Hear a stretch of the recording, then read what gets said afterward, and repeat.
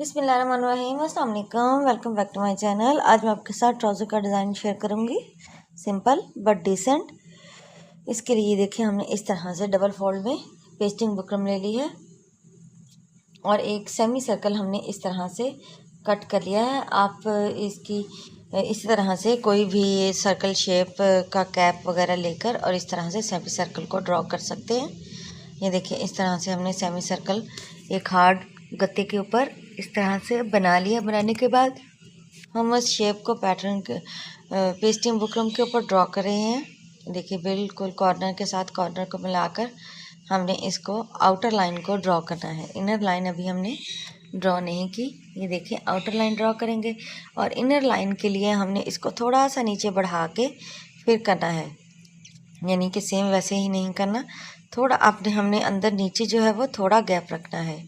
इस तरह से ऐसे आपने सेम पैटर्न ड्रॉ कर लेना है दोनों पांचों का। और ड्रॉ करने के बाद हम इसको फैब्रिक के ऊपर पेस्ट करेंगे, कटिंग करेंगे, राउंडर में कट करेंगे और अंदर से जो है वो जो हमारा एक्स्ट्रा पेस्टिंग है उसको रिमूव कर देंगे।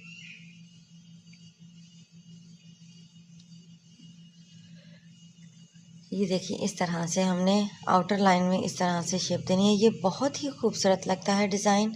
आप चाहें तो आप इसको प्लेन, अगर आपका ड्रेस है तो आप उसके दामन पे और स्लीव्स पे इस डिज़ाइन को अप्लाई कर सकते हैं। और चाहे तो प्रिंटेड ऑल ओवर प्रिंट के अगर ड्रेस है तो उसके ऊपर भी आप इसको अप्लाई कीजिए, बहुत ही ज़्यादा खूबसूरत लगेगा इस तरह।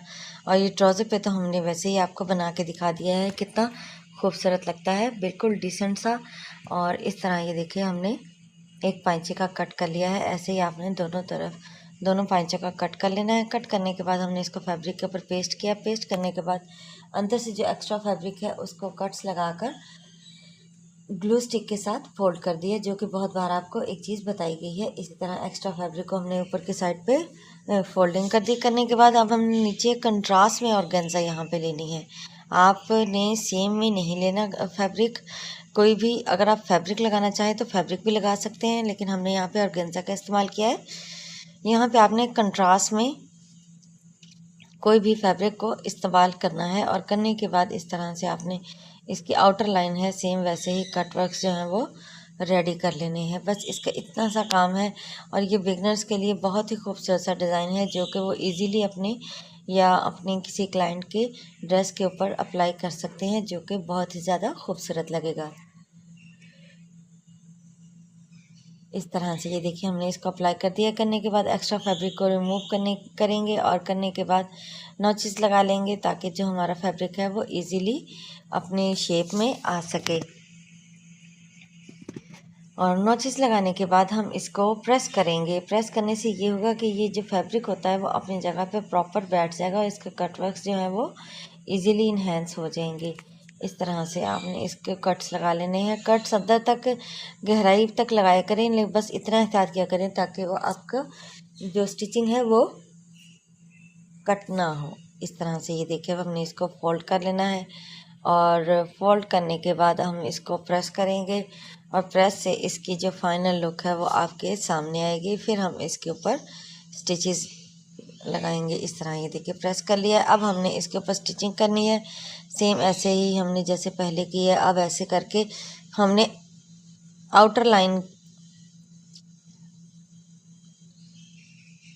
की बजाय हमने इनर लाइन के ऊपर करेंगे। साथ साथ पहले आप आउटर लाइन कर लें, करने के बाद फिर आप इनर कर लें। आप चाहें तो आउटर लाइन कर लें, चाहें तो अगर आपका फैब्रिक है तो आपको आउटर लाइन करने की ज़रूरत नहीं है, क्योंकि फैब्रिक जो है वो इजीली बैठ जाता है।